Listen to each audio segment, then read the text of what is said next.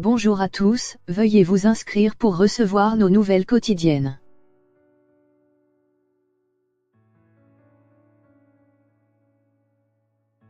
Gilet jaune, l'ex-boxeur Christophe Dettinger, condamné pour violence, réclame 3 millions d'euros à Lecce. Le Gilet jaune estime qu'il aurait dû bénéficier de cette somme si la plateforme n'avait pas clôturé, au bout de 2 jours, la cagnotte de soutien créée par un de ses proches.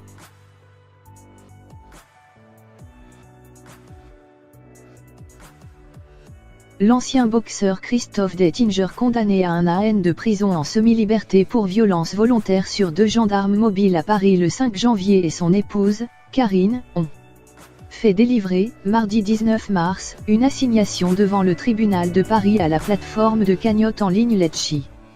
Il lui réclame 3 120 768 € de dommages et intérêts.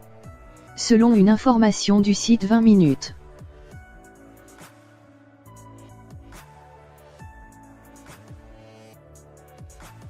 Christophe Dettinger estime en effet qu'il aurait dû bénéficier de cette somme si Lecce n'avait pas clôturé, au bout de 2 jours, la cagnotte de soutien créée par un de ses proches. Celle-ci devait rester initialement en ligne durant 45 jours. En droit civil, on appelle cela la perte de chance, justifie son avocate Laurence Léger auprès de 20 minutes.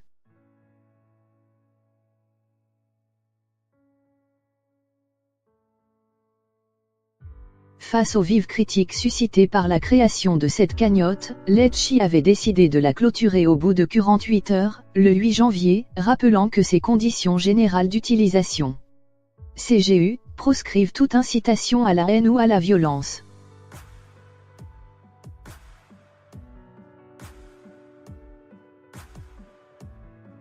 Au vu du montant atteint à ce jour, la cagnotte n'accepte désormais plus de contributions.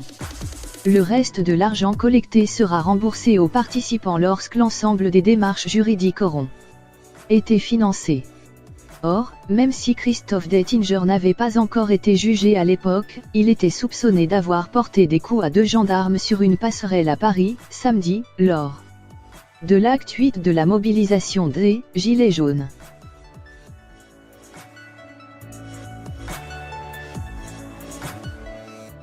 Dans un communiqué, l'entreprise s'engageait alors à ce que les sommes collectées servent uniquement à financer les frais de justice conformément à nos CGU et à la législation en vigueur. Christophe Dettinger réclame également le versement de cette somme, bloquée par Lecce depuis le 8 janvier.